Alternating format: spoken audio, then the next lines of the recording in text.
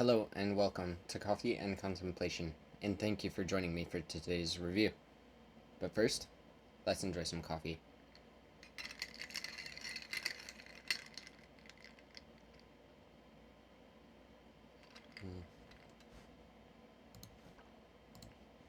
First thing for today's review, kind of the standard. We're going to go over Fortnite Solo Ranked Battle Royale that I recently played.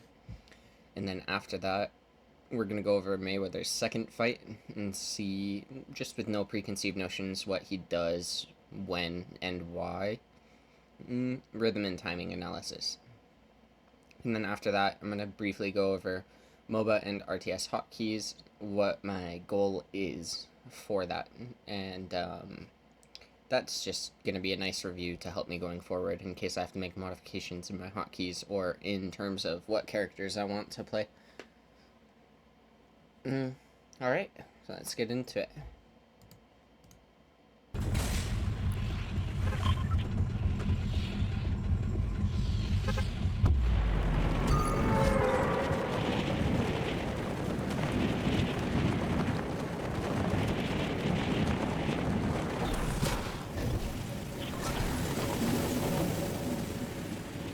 Sounds like I'm contested. Because they changed the map with the new patch, my drop spot, luckily where I land hasn't changed, but right next to it has been adjusted. It seems to have drawn the attention of a lot of players so far.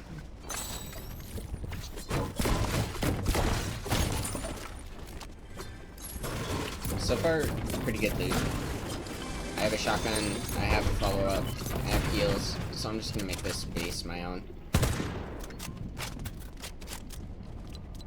Trying out the new rifle here, Flapjack rifle. Actually, I quite enjoy it based off of gameplay tests so far.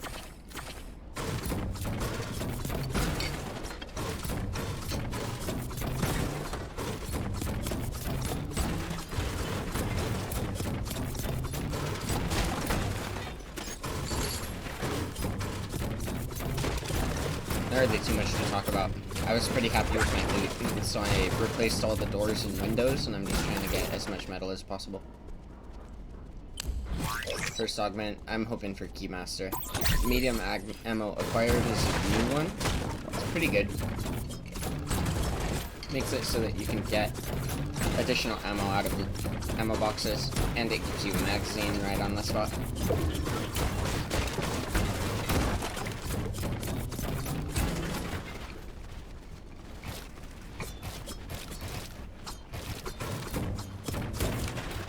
Well, I finished the first layer.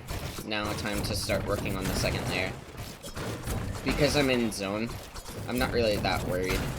As long as I have like 200, 250 mats, I can win a fight, especially considering I already have a base well established. So, I'm just being protected, farming one piece at a time, reclaiming second layer of the base. Actually getting reasonable mats as well. I'm at like 350 metal, 200 brick, 50 wood, and I haven't had to move. Been fully protected the whole time. Besides odd little window edits, door edits, when I'm expanding one box. Primal Companion.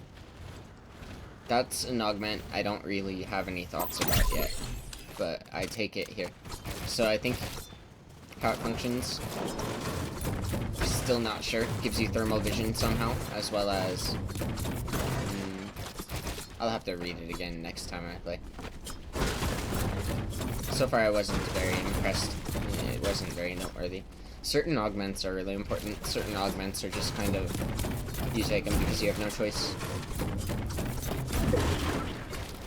I've yet to even encounter a raptor in the new season, so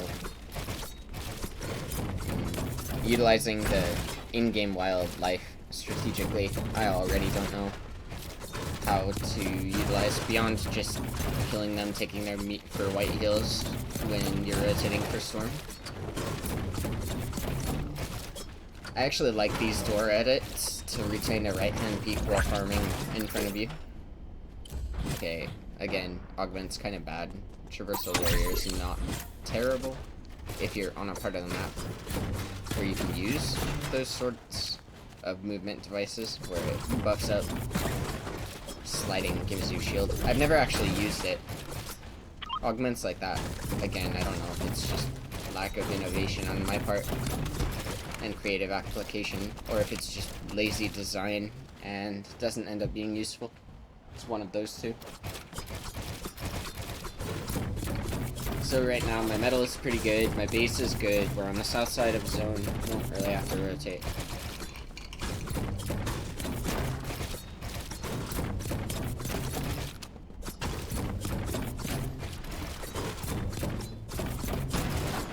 Now I replace the floor, as well as the basement level has a lot of metal framework. I'll attack that just a bit. Not enough to compromise my buildings. Like, structural integrity, to the point where an enemy can chop it out. But yeah, there's actually enough metal for 3 players at that place. It's quite good. So now that I'm max metal, have a well-established base, I'm gonna try and get wood and brick in as short an amount of time as possible, at the same time as hitting this little shack for an additional shield. There was an extra half pot. A little bit risky to pop it in the open like I did, but not bad. Carrying a flopper and slap juice. And now I can just be comfortable. 555, reasonable, south center. Now we're just sit in a cone, wait for action. Glider coming in. Okay, he shoots some new fancy cannon at me. I'll just defend. And then once you purchase my wall, I'll pay more attention.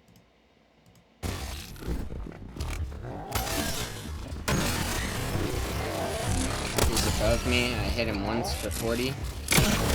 He hits me, I hit him hard for 80. Yeah, the thing is, I don't really know how to kill the enemy with the drum shotgun. But hitting him with 1 shot initially was incorrect. On the first shot, I should have shot 2 to 3 shots. Closed the edit, reopened the edit. So I hear he dies. I can retake the piece he was pressuring. So my strategy was to kind of hold my ground and play for survival in the chaos of a third party. He ends up dying. His loot's right next to my box, so I'll just take it. And now someone else has that fancy cannon.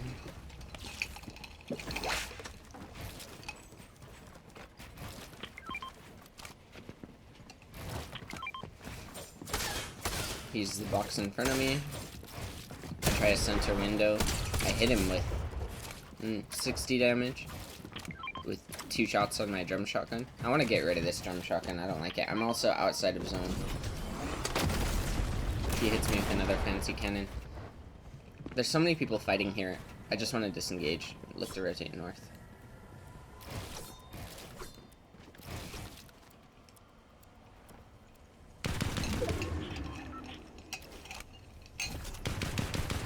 I wait till they fight. I have an opportunity to shoot at this guy here. I won't take it. There's only 10 players remaining in the game, and everyone's pretty bloodthirsty. So I'm just gonna let these guys resolve their business. I had another opportunity to shoot there, but I don't want to be caught between them. Now that he's past me, I'll briefly look at him before I just rotate, I'm pretty sure.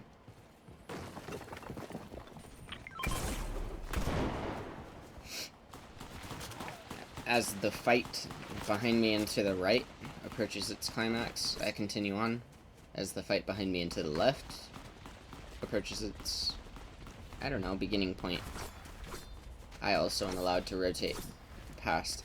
I know there's 9 players, and that means like half of the enemies in the lobby were behind me either to the right and behind me to the left. So I was actually pretty safe, not too many threats. So then I take a rift and just fly to center zone, looking for a bush. I'm staying on the border between the ice and the green. I have keys as well because the guy who I was fighting, who I third-partied and took his loot, he had keys. So I get the heisted breacher shotgun, which is actually very good. it one-shots the enemy wall. You can continuously put a lot of pressure on the enemy. I should have utilized that in the final moments. You guys will see I do a good job of staying invisible until top 3. And then once top 3 is around... Oh, wow. That was such a bad play. Let's just watch it one more time. I missed the zipline. I could have grabbed it, too. Very briefly, though. Jumped too soon and grabbed too late. Because of this, I end up using my slurp juice, and I actually think that that may cost me later on.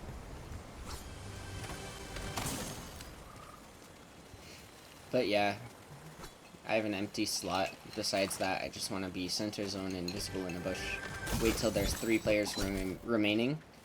When there's 3 players remaining and the 2 enemies are fighting, third party, the advantage enemy, finish the weak enemy.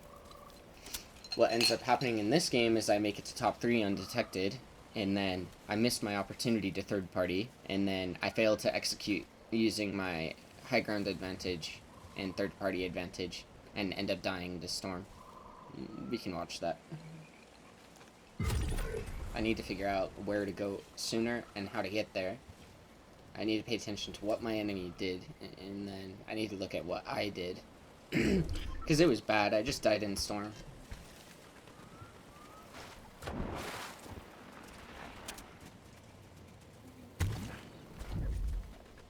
Some new terrain features I cannot complain about. Anything that adds elevation and rotation potential I think is cool. So I took 2 AR shots. I expand out with extra wood. I sit in a cone. 7 players remain. 6 enemies. My mats are pretty good. That guy's looking at me, but he would rather fight someone else.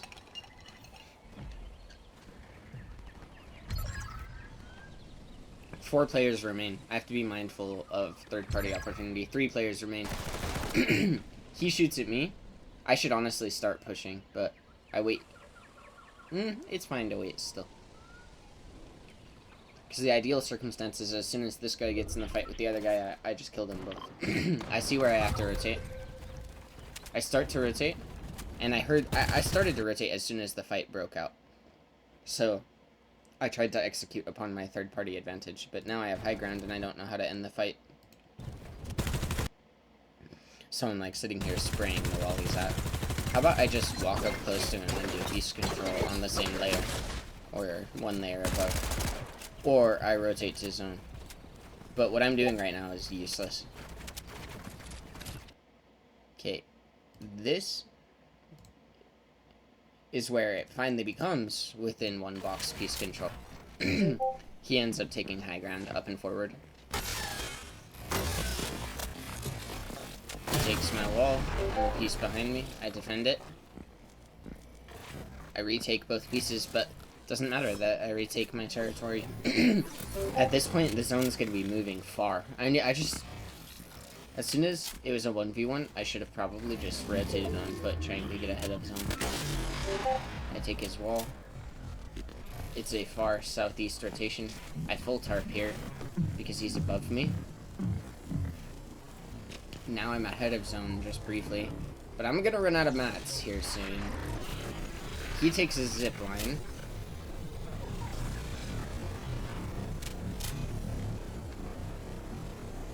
And I fall down into the river. Now I'm out of mats. So he was just smarter than me taking the zipline. And then the way I chose to approach the fight was suboptimal for sure. And slowly I just bleed out in a storm from here. I can't make it back to zone.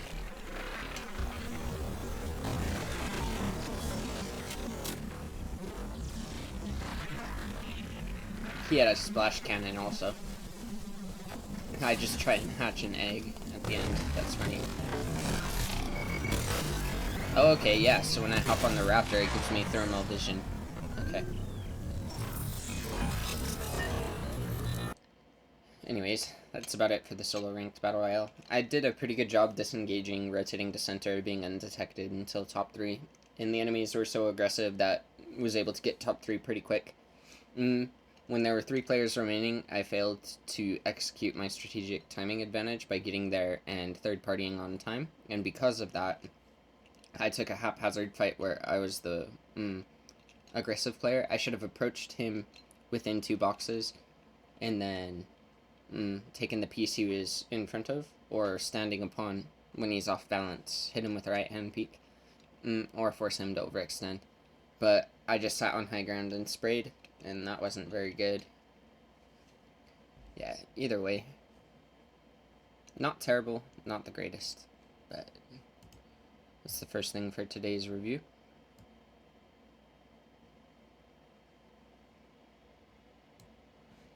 Now, the next thing I want to go over, we're actually going to save Mayweather Fight 2 for last. The next thing I want to go over very briefly is just my hotkey structure for MOBA and RTS. So, MOBA comes from the RTS genre, and because of that, I'm actually able to use the same infrastructure in terms of camera hotkeys, how to move the camera with WASD.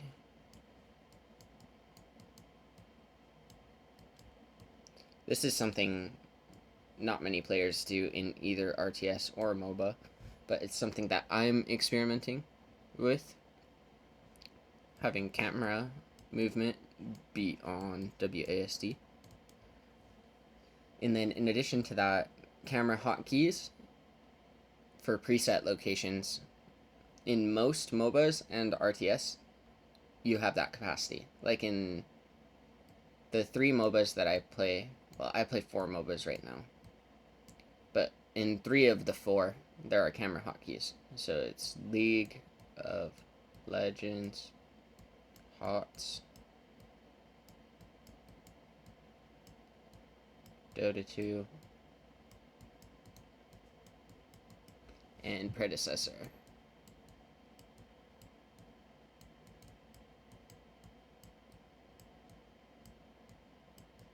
The interesting thing is, for a MOBA, which is a multiplayer online battle arena, Predecessor, my hotkey setup is more in line with my Fortnite approach, whereas for League of Legends, Heroes of the Storm, and Dota, they're the more traditional MOBAs.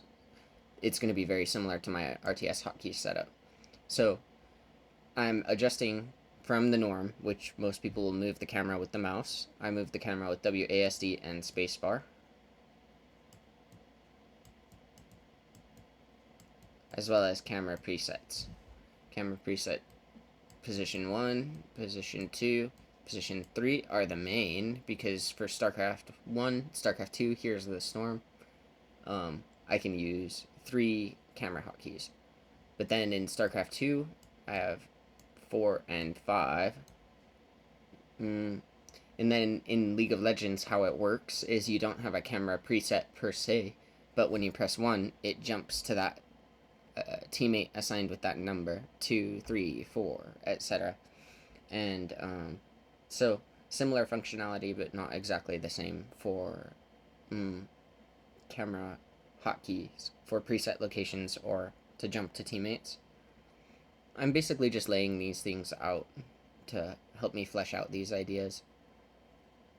And then besides that, all of the real estate around WASD, I want to be the high priority spells and abilities. So certain things apply across MOBA and RTS, like hold position will be the same, attack move will be the same, patrol, stuff like that.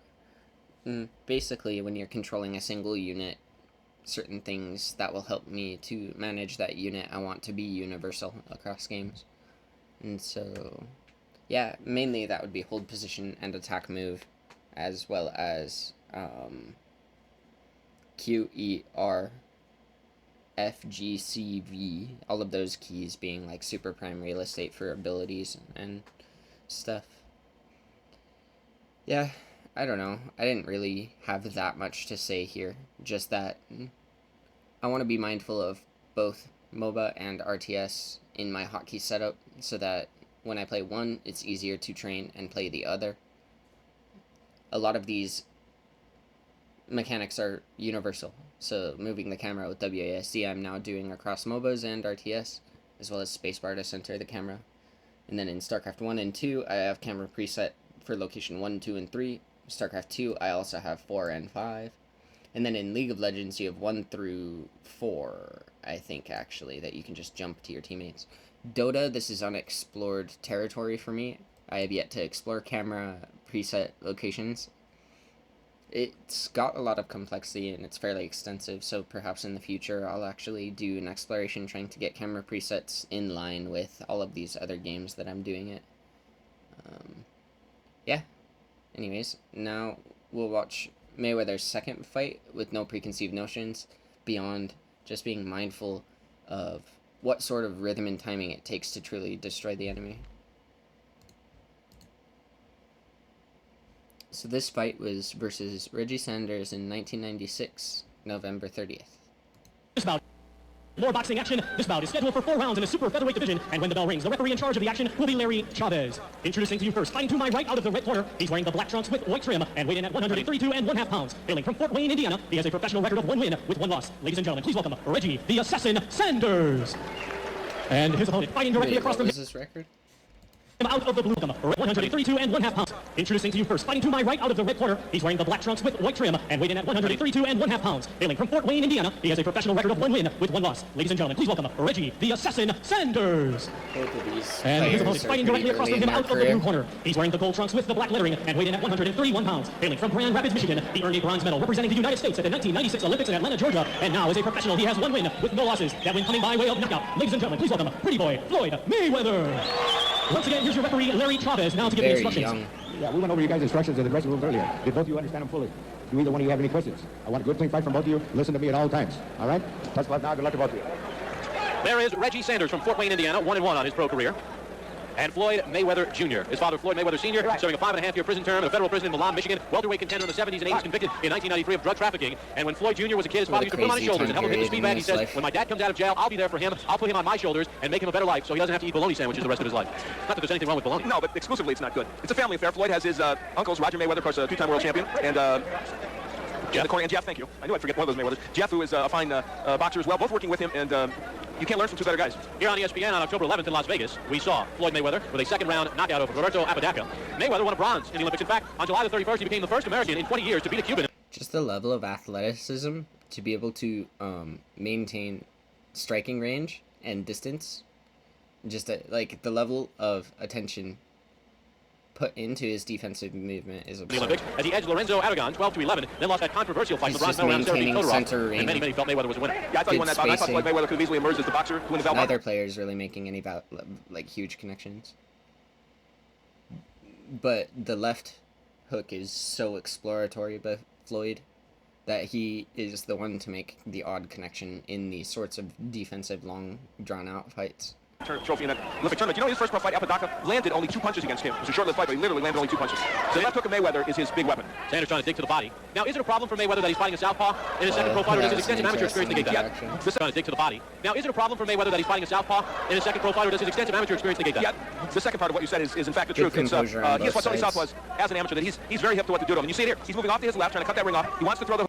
When both players attack at the exact same moment, that's when you'll stumble on top of each other, like what just happened. Hook the body in the head.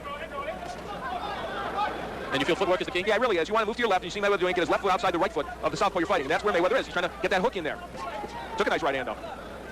Has not been a bad first round for Reggie Sanders. Mayweather can strike quickly. He's got a lot of power at this weight. He's capable of boxing, make no mistake about that, but he is in many respects a pure puncher. Mayweather hooking to the body. Sanders got caught up in the ropes there, and Mayweather took a little advantage of it by landing a couple of shots. What's interesting is normally the opponent will be trying to control the flow of the fight more than Reggie is at this point. Round number 1 coming to an end. This one is scheduled for 4. Floyd Mayweather Jr. against Reggie Sanders on ESPN. Good round.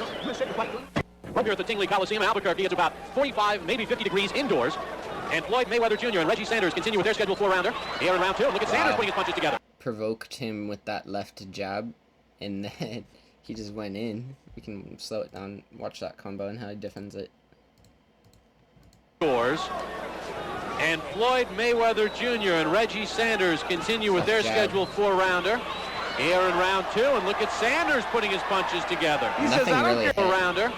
Here in round 2, and look at Reggie Sanders continue with their scheduled 4-rounder.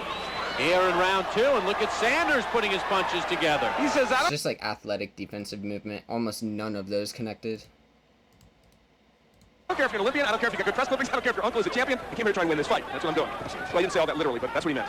In between rounds, Miguel Diaz humming raw high to Mayweather. I noticed that there's a number Mayweather with a race light edge. Kill me. I almost want to mute. A man of many talents. He's rule him. I don't know what that was all about, but it was a nice tune. I don't know if Mayweather was hurt there or if he just stumbled if their feet got tangled. But so far, Sanders controlling the action here in round 2. He really is. He's going. Yeah, it's true. I'll give him that. Round 1, it felt like Mayweather was controlling it, but not in a dominant, aggressive fashion, just strategic, controlling center of the ring, maintaining his distance and getting the left jab in, and going after Floyd Mayweather and landing some body shots and not allowing Mayweather to get his punches off. But the danger in doing that is Mayweather's a very good counterpuncher. There's an example. And you could walk right into something and it would be lights out. Defense. He needs to find some solid connections to slow down the pace of the enemy. We're at Night Owls on boxing. Very seldom on ESPN are we on in the afternoon. We're in the middle. Good hook. There's the hook by Mayweather. It may look wide, but it's got pop. We're at night, walk right into something and it would be lights out.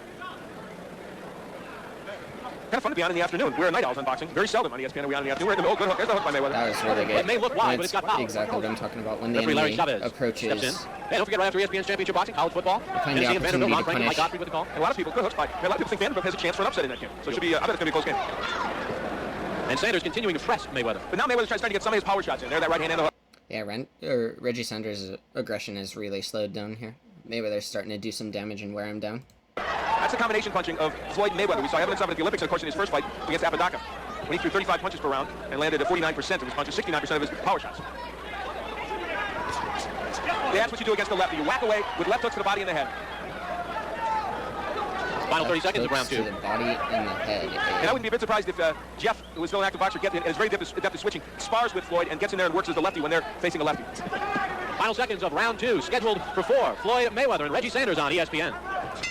Yeah, it's just like I've been watching Mayweather control center ring, throwing combinations freely for the second half of this round. It's like Reggie came out on fire.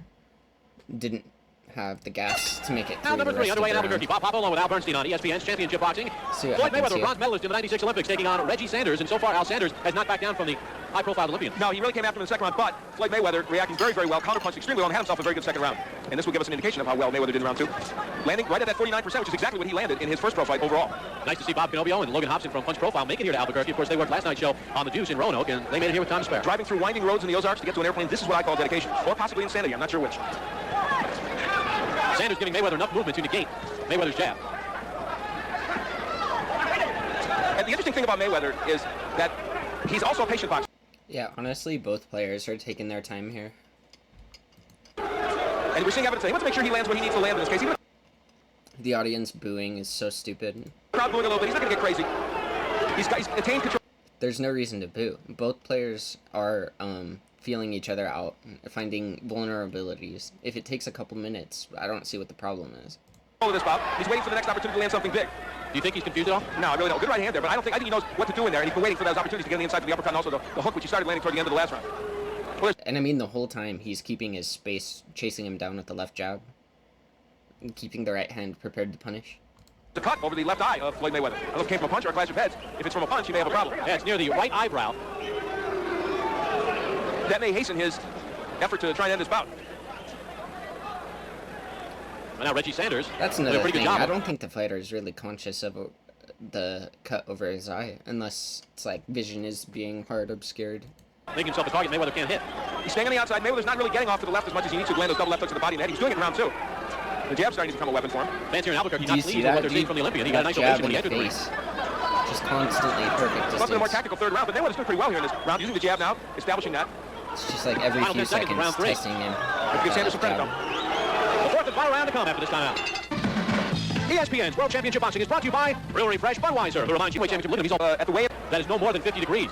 Welcome to the United States.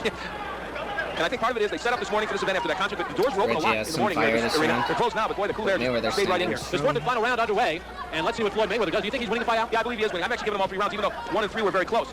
But what he is saying here is a Reggie Sanders who's very determined, who came here to fight. These are the kind of guys you want to face anyway as you move up. And let's give Reggie Sanders a lot of credit. He has really been in there trying and made some things happen.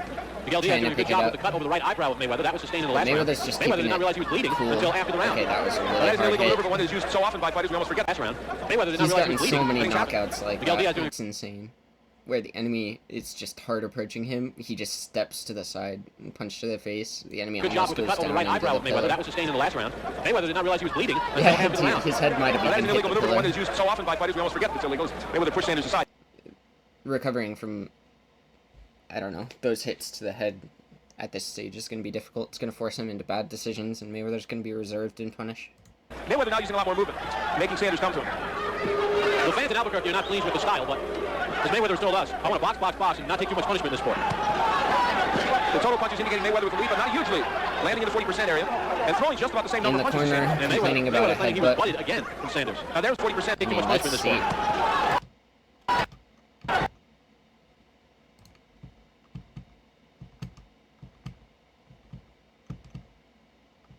Ah, okay, so he was claiming it was right there. It's like right, left. I mean, that's his hand in his face. That's a headbutt right there. Okay, okay. Mayweather covers his face, claiming it's a headbutt. Butted again from Sanders. Continues Now, there's no fighting. indication that cut cap came from a butt. We don't know if it did or clash of heads, we should say. We don't know if it did or not. Mayweather not using anything behind that jab. Throwing the jab, not doubling up with it. And I dare say, Wow. facing a lefty is bothered a Left little bit more jab than we to maybe the thought would. In the second round, he was getting a terrific rhythm of fighting the lefty, getting in there, digging left hooks It's to the like the body and damage the head, coming with the right hand, just is then he shot. adding up on the enemy. Yep, there you go. Sidestep, headshot. Coming with the right hand, then a little bit more than we maybe thought it would. In the second round, Use he's getting the a terrific enemy rhythm as of a fighting the lefty, getting in there, digging left hooks to the body and the head, coming with the for right your hand, own then he quick shot. cut attack. That's what we just watched. Lefty getting in there, digging left hooks to the body and the head, coming with the right hand, then he stopped. Yeah, all he does is step to the side There's the hook with the downstairs enemy from Mayweather. momentum. 2 punches are important to him in this bout. He hasn't used either of them as much as he would like. The left hook and the right uppercut. Mayweather has a tendency to get cocky, which may or may not have hurt him in the amateur game. In the pro game, probably will not have any This is where Mayweather should be, Bob. I agree with your point there. That's where he should be, landing stuff on the inside, hooks to the body and the head. He really wants to be on the side against him. Well, that was a short round, wasn't it? Yeah. Yeah, that was a 2-minute and 50-second round. We will find out if Floyd Mayweather remains undefeated. Plus, Al will hop in the ring and talk with him. Reggie Sanders, a solid So I don't actually know the logistics of why that round was shorter than the other ones. performance as ESPN's championship boxing continues from Albuquerque, New Mexico. After these words, welcome back to Albuquerque, New Mexico. Bob Papa along with Al Bernstein, Floyd Mayweather Jr., and Reggie Sanders, a tough 4-rounder in round number 4. Okay, it was a 4-round fight, and it goes to decision. And what we saw in this fight was Mayweather controlling the center of the ring, maintaining distance, accumulating damage with superior in rhythm and timing on that left jab, keeping that right hand unpunished. He didn't really have very many opportunities to punish with his right hand, except for when Reggie stepped in and he stepped to the side and hit him with that right. But, yeah, I mean, this was a really good example of maintain composure, even when you have an HP advantage. Don't take risks, and do what is necessary to win the fight, which in this circumstance was control center of the ring, maintain distance, exploratory left jab to wear the enemy down, find opportunity for the right. 4. Sanders threw 10 more punches, but Mayweather did land 4 more, so a very tight round number 4. Who was the winner? The judges are still tabulating the scorecards. We'll take a look at the punches throughout the fight, and you see Mayweather. Yeah, let's see this. Mayweather threw less punches, but landed at a much higher percentage. 178 thrown for Sanders, and to be honest, those were just combos where he's just rushing him. 59 landed. That's still a good percentage landed. Not bad. But then Mayweather, 171, 82 landed, 48%. They're very efficient. Although Sanders threw 7 more, it was Mayweather who landed 23 more punches and a higher percentage. For our ring announcer, here's Thomas Traber. Ladies and gentlemen, after 4 rounds of boxing, we go to the scorecards. Judge Levi Martinez scores about 42-39. Judge William Gant scores about 42-36. And Judge Sandy Pino scores about 39-37. All in favor of the winner by unanimous. I mean, I don't know who would. But yeah, anyways. That was a good match. Mayweather's a really strategic player. But yeah, that's all I wanted to review for today. So thanks for joining. And have a nice day.